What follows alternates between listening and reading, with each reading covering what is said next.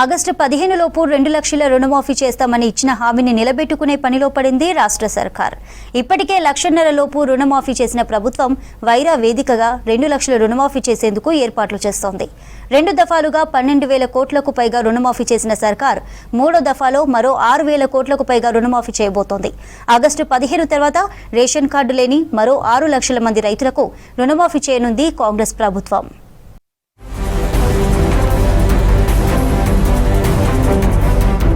ఎన్నికల హామీల్లో భాగంగా 2 లక్షల రుణమాఫీపై ఇచ్చిన మాట నిలబెట్టుకోనుంది కాంగ్రెస్ సర్కార్. దేశంలో ఇప్పటి వరకు ఏ రాష్ట్రం చేయలేని 2 లక్షల రుణమాఫీ ఒకేసారి చేసిన రాష్ట్రంగా చరిత్రలో నిలవబోతోంది.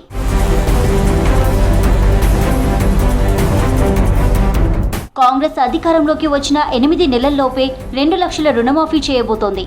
మొదటి విడతలో ఒకేసారి 1,00,000 లోపు రుణాలు మాఫీ చేసిన ప్రభుత్వం 2వ దఫాలో అసెంబ్లీ సాక్షిగా 1,50,000 లోపు ఉన్న రుణాలను సీఎం రేవంత్ రెడ్డి చేతుల మీదుగా మాఫీ చేశారు.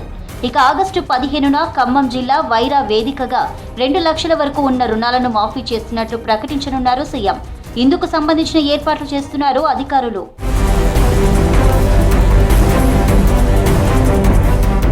మొదటి విడతలో 1,00,000 లోపు రుణాలు తీసుకున్న 11,34,412 మంది రైతులకు 6,034 కోట్లు రుణమాఫీ చేశారు. 1,50,000 వరకు రుణమాఫీలో 6,40,823 మంది రైతులకు 6,190 కోట్లు మాఫీ చేసింది ప్రభుత్వం.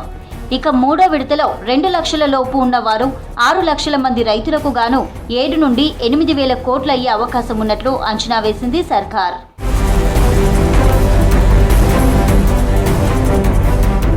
రేషన్ కార్డున్న వారికి ఆగస్టు 15న రుణమాఫీ చేశాక రేషన్ కార్డు లేని మరో 6 లక్షల మందికి రుణమాఫీ చేసేందుకు ప్లాన్ చేస్తోంది రాష్ట్ర సర్కార్.